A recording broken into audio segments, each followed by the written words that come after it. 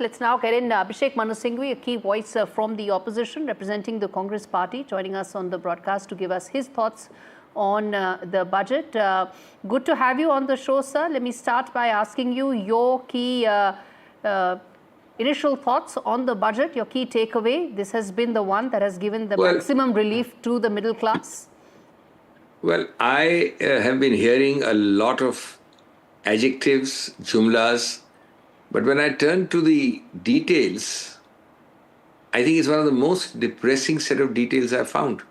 And of course, we are early hours yet, but devil and God both lie in the details. Let me give you 2 or 3 takeaways, which will tell you the hiatus, the chasm between jumlebazi and, actual fact. Number 1, 2 key figures of the GDP must be kept in mind, and these are by your chief economic advisor, your economic survey, not the opposition's.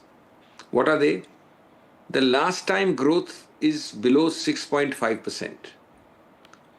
And what is more depressing is even your projections. And remember, projections can take some liberty with exaggeration, with hope, and they are somewhat on the higher side. Even your projections for next year are in the same range.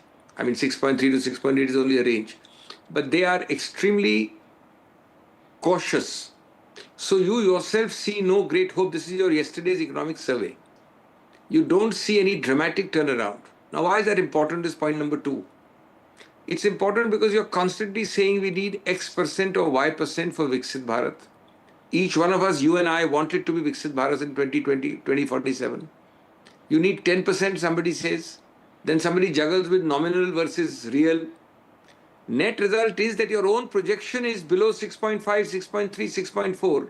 So you're talking about the GDP growth rate. I am talking about the reprieve given on the tax slab. That's the one thing I'm talking about. Yes. So the reprieve, you asked me my initial reactions. You never mentioned about the reprieve. But since you're asking me, that's a good thing.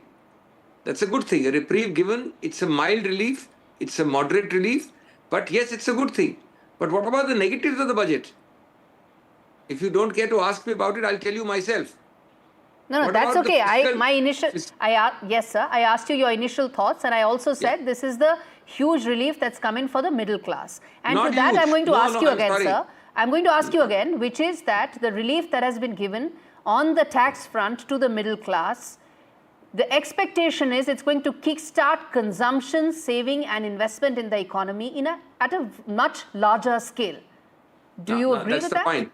Now, so therefore, there is first of all an admission today. What will happen over the next year, we don't know. But the admission today is that 2 things have failed. One is GDP growth has failed, relatively, to all the jumlas you give us. And 2 is make in India, this grand fake, this grand phrase. It is low, very low, well beyond your target. So make in India is not working. Now, what will happen with this moderate, limited reduction in the personal income tax is very doubtful, will have a make in India impact. These are for personal income tax slabs. Number 3, have you asked about the fiscal deficit? The erosion of your money? The interview just started, sir. I was on question number 2.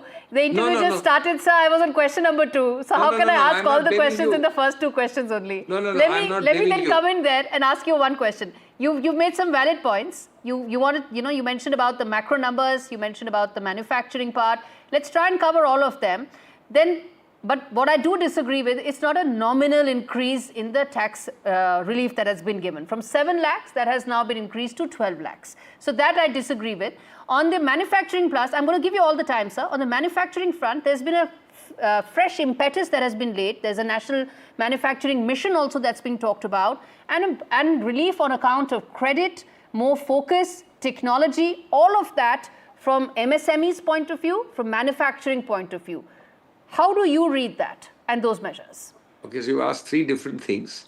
First and foremost, all this in the 11th, 12th, 13th year of the government shows that similar things you did last time did not work for manufacturing.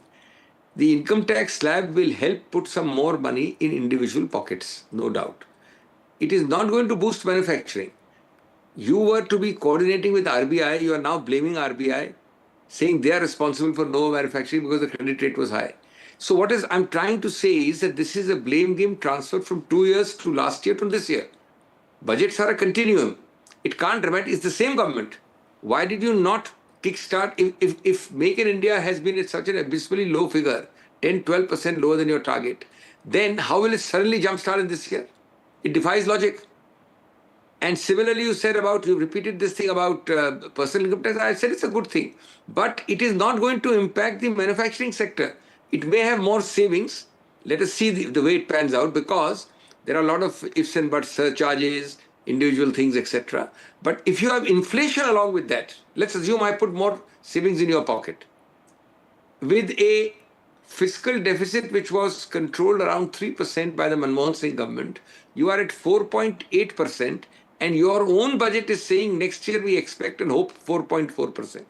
That means the extra money you are putting is losing its value, because the fiscal deficit is not even attempting to rein in. The other side of reading it could also be that you are still trying to be fiscally prudent, that you want to bring it down to 4.4%. You're not going to keep it at 4.8%, even when you are giving tax reliefs. That's the other reading of that same data point. But yes, go ahead, make your point, sir. Of course, it is. What I'm saying is 4.4 was high, 4.8 is high. They're all high. You had to manage giving tax relief while keeping the fiscal deficit low. That's the whole game. How did the Congress government have 8% plus growth with 3% fiscal deficit? And by the way, this does not add up several of the deficits of the states. One more important thing. You mentioned MSMEs. 61,000 MSMEs have shut down since 2020. That's a published government figure. So, you are saying these names, but this is not gelling on the ground. No, I'm not. Sir, I am not disputing any of the figures, sir.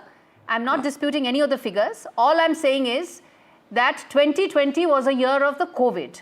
And when you talk about the fiscal deficit since then, it actually rose very high, and since then has actually come down quite significantly. But let's not make this about a tutu meme. My final question to you, sir, as someone who watches these budget documents, understands some of those numbers, that one thing that you would have liked in this budget to have probably laid more emphasis on? Well, there are promises in the budget, but I'm not sure they'll translate to reality. The biggest thing is employment. The two promises in this budget are Paryatan, tourism, and hospitality sector. We are going to get employment. Let us hope for that. Otherwise, the biggest failure of the last budget and the previous one and this one is going to be employment. They have now said, but every time they say it, it doesn't translate. And I want to add that you have not done sufficiently solid work for manufacturing, and more importantly, capital expenditure, subject to correction, is 11.11 lakh crores down to 10.18 lakh crores. How do you explain that this massive withdrawal of FIIs, you can say realized profits, got the profit in your pocket, these are all explanations. But this is an indication of lack of confidence and security in the Indian market suddenly. Huge, massive amounts are getting out. Okay. All right, Dr. Singhvi, appreciate you taking out the time to decode the budget, or probably, look at the other side as far as these numbers are concerned. I'm glad we at least agree on one thing, which is that the relief that's been given in terms of the higher tax brackets now, 12 lakh rupees, till then no income tax, is a huge relief for the middle class. Really appreciate you taking out the time.